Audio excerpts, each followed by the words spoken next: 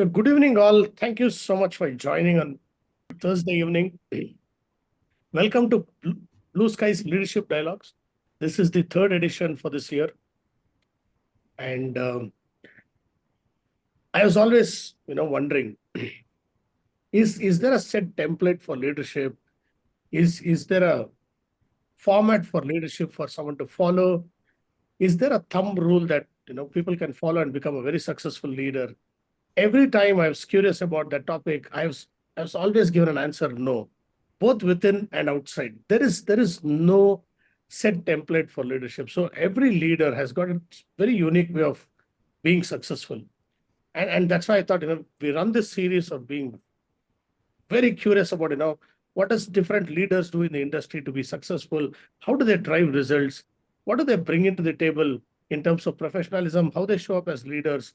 What do they do to inspire the team and move mountains? And that's why this series of leadership dialogues, and the name is Blue Skies, because we just want to explore blue skies, because we know that leadership does not have a template or a format. So today I have the privilege of introducing you to my good friend and leader from the industry, Rajesh Dubey, who is the Vice President and Sector Head of Automotive and Aerospace Business Unit at Capgemini. Rajesh sees himself as a curious leader driven by a relentless pursuit of knowledge and excellence. He has got the knack of building high-performing teams, and those around him actually perceive him as very focused, approachable, relationship-oriented, and high energy individual. What we don't know about him is he's been a professional wrestler during school and college days. It's a online program, so you're all safe, at least physically safe. Yeah. So beyond the corporate boardrooms and leadership meetings, Rajesh is a enthusiast of watching and reading mythology and historical documentaries. Yeah. So today I'm very privileged, and thank you, Rajesh, for joining us. We are just going to delayer and nitpick on what Rajesh has gotten for the leadership and stuff like that. Yeah. Welcome, Rajesh. Thank you so much. Thanks for joining. Thank you, Prakash. Yeah. So, Rajesh, when we speak about curiosity, yeah, in the context of leadership, how do you define and view curiosity? What do you Why do you believe that it's crucial for leaders in today's rapidly evolving business landscape to be curious as leaders? Thank you, Prakash. Uh, First of all, I'm quite honored to be part of this forum and having a chat with you on this topic. This topic is close to my heart, the curious leadership, because I believe there's always a reason for something to happen and something for not to happen. And sometimes we associate this reasoning as a curiosity.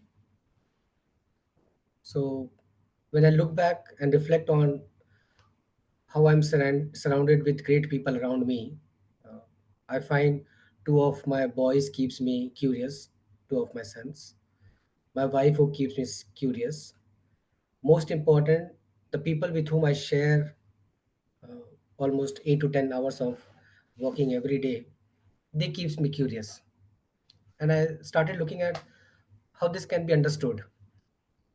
So it comes into three parts. One is we own, you can say, circumstances. We own people around us, and we own people for whom we are working in three Mm, parts. People with whom we'll go as a team and work, and people for whom we are working, and the circumstances.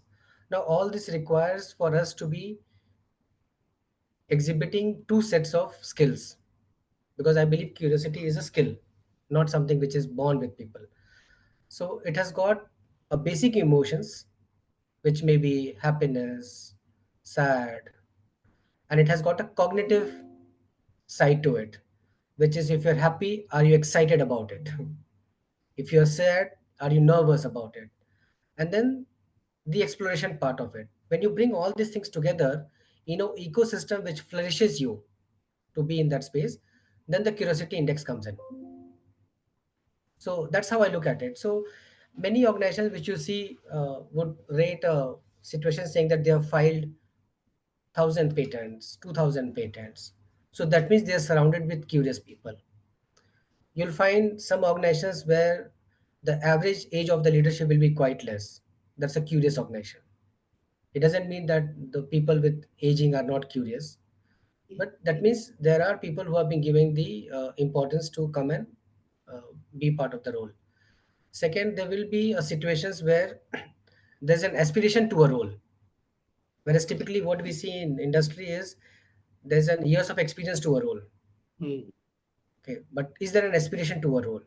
So when we reflect on all these situations as to what I come into existence along with many people, what we ought to do, and what we will be facing in future, this becomes highly relevant. Mm. And curious you are,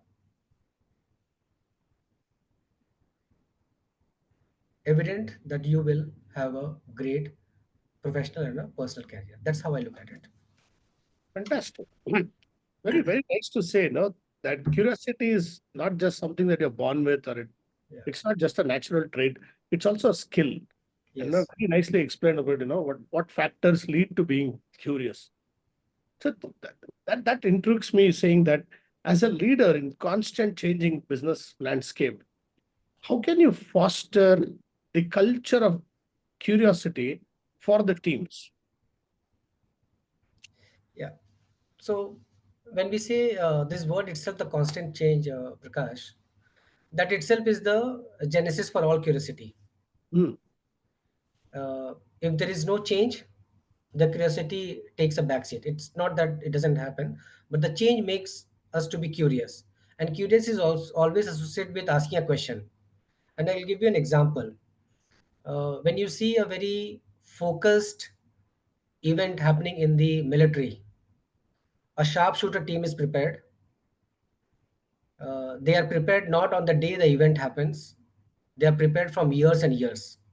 Yeah, And after all the preparation and you're on to a assignment, the last question from the commander is there any doubt or question?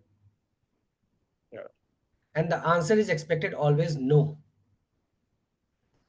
If the answer is yes, that means you have not prepared for years yeah, for anything which we can do collectively as a team. yeah. Same way it happens in the corporate world.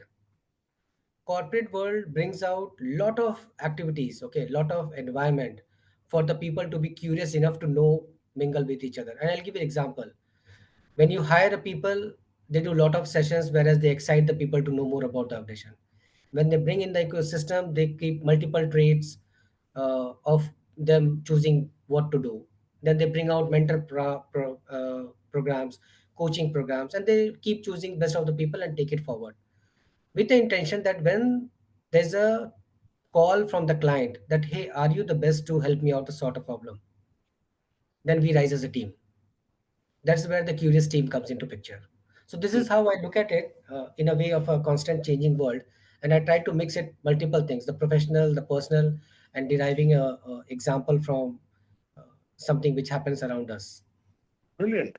I kind of see the correlative or relational connection between constant change, need for curiosity, and the preparedness. Yeah. That's beautiful, saying that what do we train for? We train for events that we maybe incidentally occur.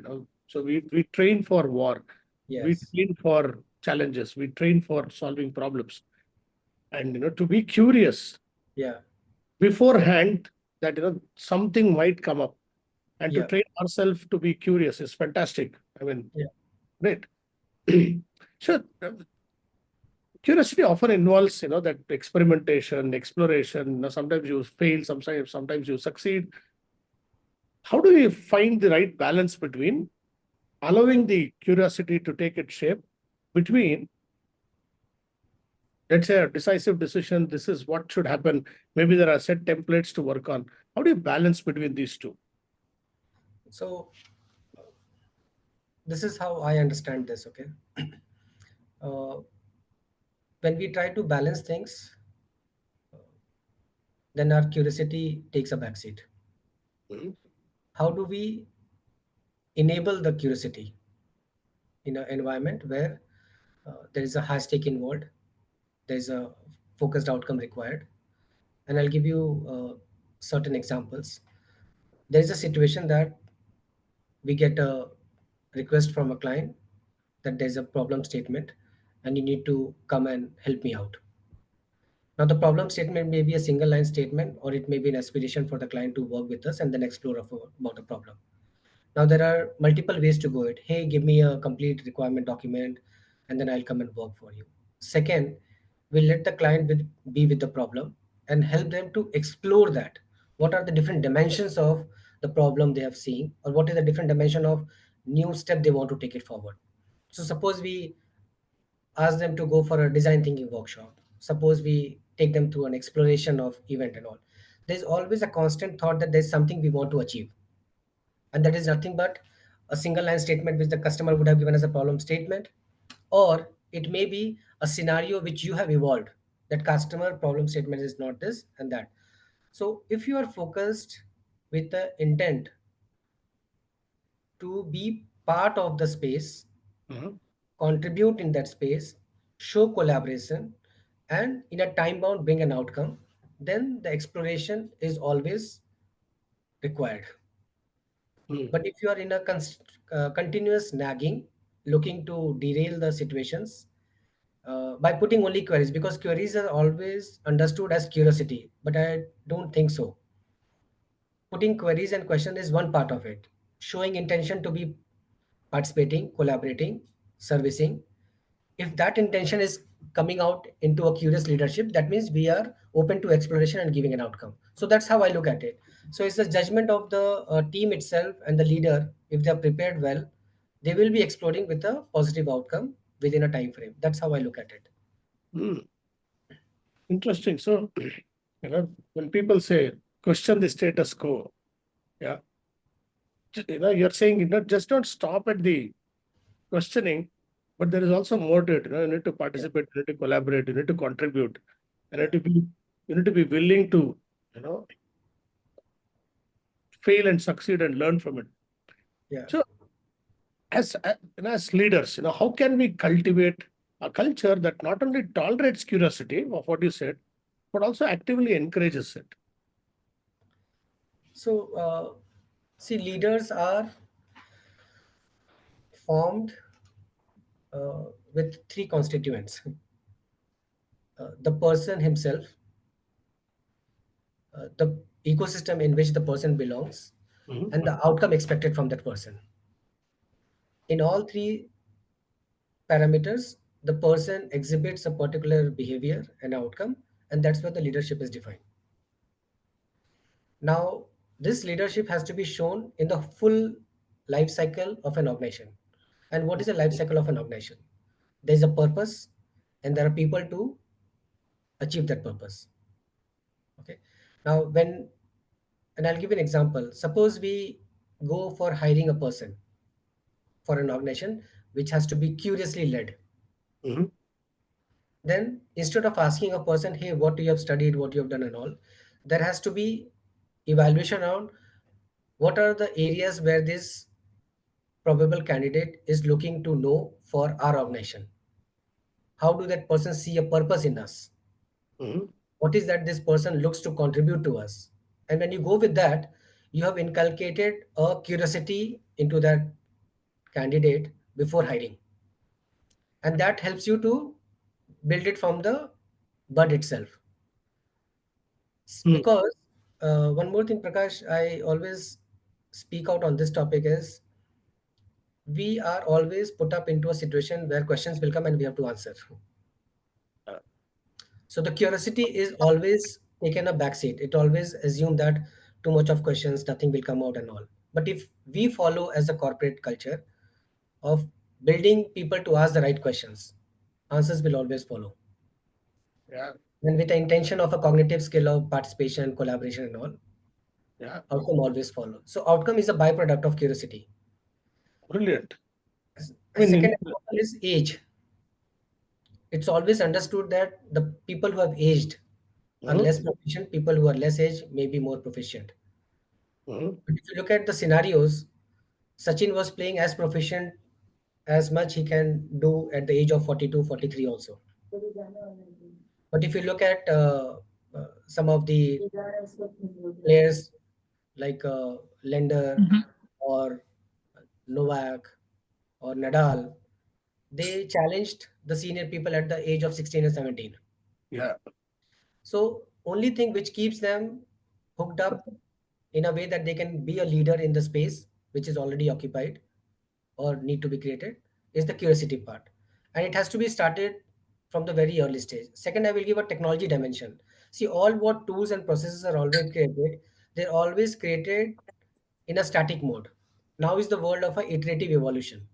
Mhm, And today is a generation which has got three dimensions. The first is people who are native digital, mhm, people who are a mix of native and a physical, and people who are non-digital. So this is an area where the curiosity is the only attribute or a skill which can take us further. So is the system being developed in a way that it's curious enough हाँ to है keep? यही table cloth Is the people curious enough that based on their aspiration they get into a role? mhm, Is the ecosystem curious enough that people need will be different? mhm, Like mhm, since we are talking about gender equality, diversity, and all, but are we being curious enough to support it? yeah. So I try to understand it in multiple ways, not just one dimension. What a leadership means, how we can start it from the nip in the very early in the process, and the third part is we are into a mix of too many aspirations in an organization. How that can be taken as an advantage, and then we take it forward. This is a very interesting take, saying that, okay, because you said, diversity, inclusion, so, okay, I mean, we support diversity and inclusion, but being curious as to how do you support them? Yeah. Yeah. So, question back to you is, when we look at this, because you said skill, this competency and skill and this trait of being curious, it's okay. Now, I can be curious because, let's say I got inspired by you and I can be curious. But if I'm running an organization, how do I scale it to the organization to drive this trait and competency of curiosity across the organization? What should I do? See, there's one dimension I've thought about, and you may be happy listening to it. Uh, I believe the role of a mentor and coach is extremely critical nowadays because in this hyper world of too much of going around us, it's important that the aspiring people whom we hire, they are taken through a coaching program or simple a mentoring program where they get a space where they express themselves, where they get a space where they're not judged, where they get a space where they learn to be curious. And then once they're prepared, they're put into the ecosystem and they run it. It Mm, happens parallelly also. That's one dimension which I look at it. And I'm a strong believer of understanding coaches and mentors. Like we were talking to you sometime earlier, yeah. I believe in a ghost mentor, okay? Someone who have identified as a ghost mentor who doesn't know that that person is a mentor of yours, and you Mhm, keep learning from that person, yeah. the way the person act, react, write, talk, connect. And maybe after some time when your maturity is too high, then you take the effort and tell that, hey, you were my mentor. Yeah. Yeah. So it can be either in a formal environment where we get the coaches and the mentor, or Mhm, we get into an environment of informal way of finding the ghost mentors and coaches and yeah. do it. Like people respond to an influencer, that is nothing but mentoring you. Yeah. So, but you have to realize. So, curious means you realize your situation. You are aware that you're doing something, and being aware and doing makes you further curious. Second, I touched upon the technology part and the ecosystem. See, technology has to be continuously evolving. And I'll give an example. Why not we have an education platform? A company of suppose 300,000 people, they keep depending on the trainings and all, and looking at the outer world for training them. Whereas the different platforms, Udemy, Udacity, Unacademy, Coursera, these are something developed by the people outside the ecosystem. Yeah. Whereas for an organization of 300,000 people, you should have your own platform of Yeah. learning, or you should acquire an organization which is expert in just training and learning. Yeah. And when you do that, you create a curiosity in the people that, hey, am I a full stack person? Generally, Yeah. full stack is always used in technology, but I'm a full stack person. Yeah. I'm learning, I'm contributing, I'm relearning, I'm unlearning, again learning, multiple ways. So, do you have a platform for learning? Do you have a platform for coaching? Do you have a iterative way of evolving things, and also an ecosystem where you are mixing multiple dimensions of the generations, which I talked about. So, these are some of the things which a future organization has to relook at it, and they have to start investing onto it. Just a static training, static coaching, or static technology evolution is something going to take us years behind what is up for us to grab. Brilliant. Nice take, to say that, you create a learning environment where, people can be mentored, coached, and, very interesting. 300,000 people, why not have a own platform? Why should we even depend on, somebody else, or even hire someone who is expert in doing this? Yeah, Also, to say that the genesis of curiosity is in that complex combination of, questioning things, saying that, we can do differently. Why don't we try, things differently? And you mentioned something very beautiful. If you ask right questions, you will get right outcomes. Questions are the answers. yeah, If we ask wrong questions, probably we're headed to a wrong direction. Questions yeah, are the answers. yeah. Brilliant. So thank you so much, Rajesh, for sharing. Thank I you. would now like to ask some of our participants. We have quite a few of them. Generally, this is not the time in the day that people enthusiastically join. So we have Yeah. quite a few people. If you guys have any question, you can either unmute yourself and ask Rajesh, or you can type it in the chat box that then I will ask Rajesh. So stage is yours. Probably for the next 10 minutes, we'll take maybe 2 or 3 questions.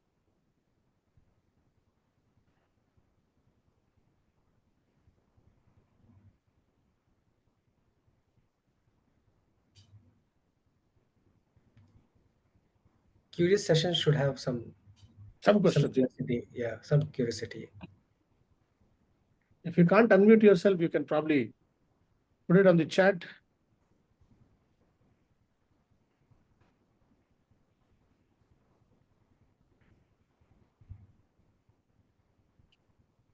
While others think and respond. I was just thinking that imagine if there is if there's a new set of employees, new folks coming in, and they are curious to know this and curious to know that, and sometimes this is the experience of new age employees.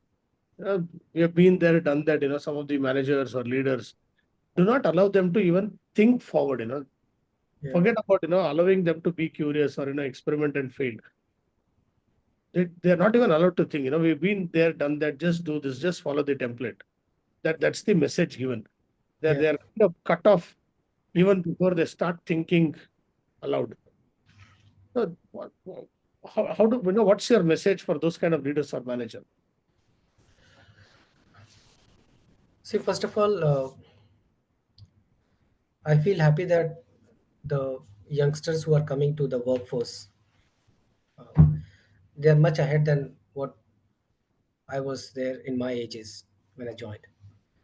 And also, I feel that I was blessed that I had mentors and coaches all my life, by virtue of which I was able to grow.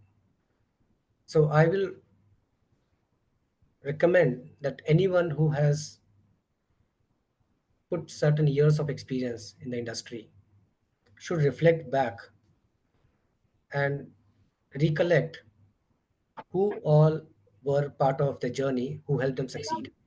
Mm, And if you reflect, you will find that you also can play that role. mm, And then choose couple of people whom you want to mentor, irrespective of they're part of your team or they're not part of your team.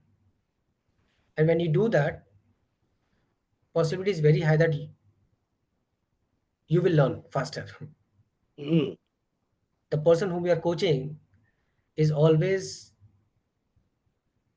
in awe that you are getting coached, but the person who is coaching is in awe of learning from the generation which you would have not learned. Yeah, So that's a it's very very mutually beneficial to coach. yeah, uh, and we can reflect on some of the discussion which you did, Prakash, with me at early. Since we had that opportunity to connect earlier, you know some part of me. So this helps you to frame questions. This helps you to bring out something best out of my discussions. If that opportunity would not have happened, yeah, this discussion would not have been so meaningful. absolutely, So absolutely, reflecting and contributing your part in the society. yeah, See, we are a nation of 140 crore, and many youngsters are coming, and everyone is looking forward to coaching and mentoring. But this coaching and mentoring is not widely spread. It seems that it requires a very dedicated professional person to coach. Everyone can play that coach role. But yeah, yes, in certain circumstances, you need very specialized people to coach you. But in the general term, everyone can be a coach and influence and reflect on people's life and make it better. That's what I would. absolutely, Yeah. fantastic. So we have a couple of questions on the chat.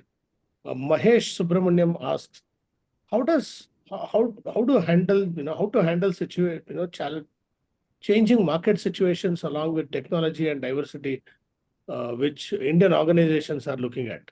How to handle the changing market situations along with technology and diversity.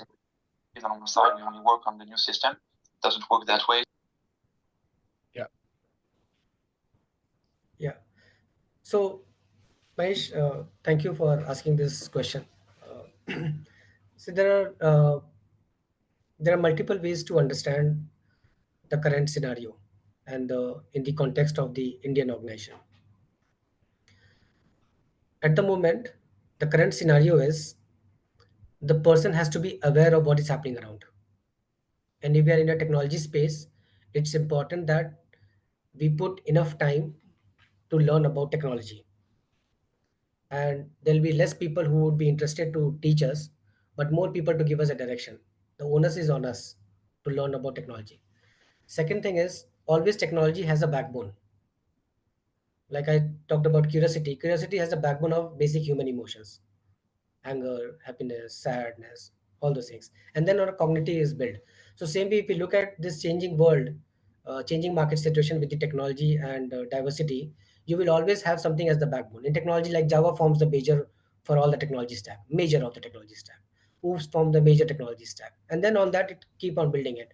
So if we know in which context a technology is being evolved, in which context it is being leveraged, in which context it is able to deliver the result, possibility is high that you don't need to learn enough of the technology. It will come pervasively to you. Second thing is diversity. uh, our country has missed big opportunities in the past to embrace diversity and bring this country to the whole new uh, era of growth and prosperity. And I believe there are organizations which are taking a lot of steps in bringing the diversity at the front. Merit based, many of them are merit based, and many of them are not merit based because they were not they were earlier there were merits and they did not get the opportunity, and now they have they may be subdued on the merit, but they have the opportunity. So we have to embrace with full arms the diversity in the industry. We have to make sure that we are equipped with the technology, keeping a base and keep learning on top of it. And I'll give you an example, my technology learning. Since I'm talking about it, I have got 2 hours of learning in a week. 1 hour is profoundly put up only for technology. So no matter what new technology comes onto the table, 6 months I prepare for it. After 6 months, I drop the technology, because in my role as consulting to the client, I should be able to consult the client in a way that they see the business context. So everyone has a technology adoptions and a learning in a different way. So this is how I will take or recommend my perspective on this topic, Mahesh. Thank you for asking that.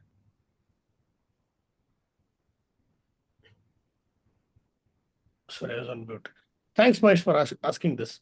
Parikshit says, how does one develop curiosity as a skill? Because you mentioned that as a skill for lifelong learning. So this is a very important question. Developing a skill, okay, it should always be looked at the way we develop any other skill. Curiosity also follows the same path. A skill has got three components: the person who wants to acquire the skill, the person who will impart the skill, and the ecosystem in which that skill will brew. Now, the person who wants to impart the skill should be the most motivated person and should reach out to the person who can impart it. And that's where I say a buddy, a coach, a mentor, or a friendly manager, someone who helps you to thrive. So that 10 times when you ask or explore or get into it, the person in front of you is also curious enough to support you. And when you develop that as a skill, possibility is high that in any new environment you will exhibit it. Mm, mm, This is how it is. And be part of an ecosystem. When I say an ecosystem, like, I'm thankful that couple of you joined this uh, discussion. It's a topic which is very broad based, but I'm sure you're taking some advantage of it, learning more of it. So be a part of an ecosystem where this is enabled. And I would say that you have full right to come out of an ecosystem where curiosity is being curbed. So yeah, be rightful in your rights, that you have to develop your skills as well as move out of an ecosystem which is not rightfully helping you to develop their skills further. brilliant. So if you want to be a Roman, be in Rome. If you want to be curious, be surrounded by curious people, be surrounded by things that makes you curious. Thank you. So there is one interesting question. I'll take this as a last question. And Nihal, any questions that is not answered now, uh, we'll put it back on LinkedIn for Rajesh to answer. Yeah, so that we respect everybody's time. So, what strategies do you recommend for effectively presenting innovative ideas to organizational leaders and gaining their support for implementation? So, I have idea. I want to present it to leaders and gain their support.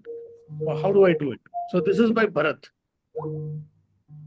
Yeah, this is also a very important question.